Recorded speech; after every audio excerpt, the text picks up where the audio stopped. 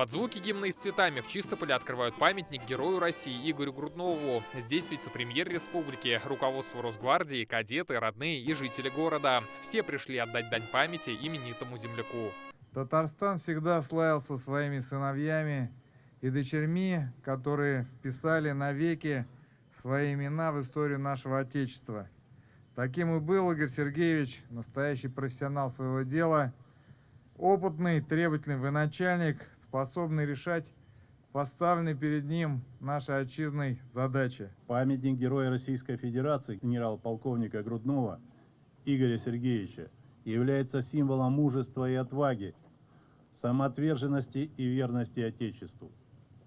Игорь Сергеевич является примером для подрастающих поколений.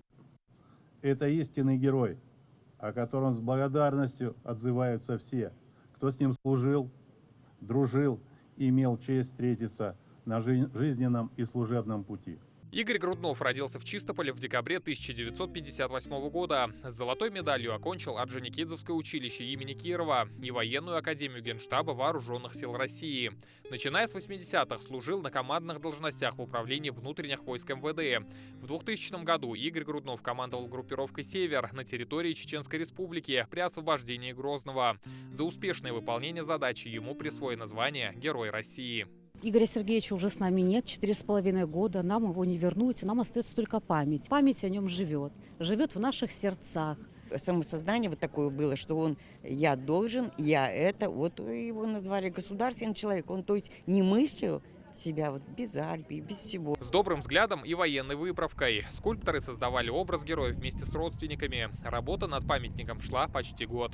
Идея как-то показать в памятнике то, что именно связь с Кавказом и с Дальним Востоком. Я вот придумал вот эту идею, создать некие такие символические горы. И потом это все-таки был боевой генерал, и образ человека в движении, в порыве, именно не кабинетный генерал. То есть вот это была основная задача при создании памятника.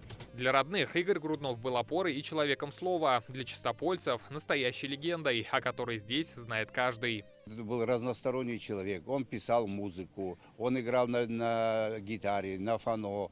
Он был хорошим спортсменом. Его был крылатый лозунг «Если не я, то кто?». И вот он с жизни шел вот с этим лозунгом. Мы гордимся чистопольским героем. Они для нас большой пример.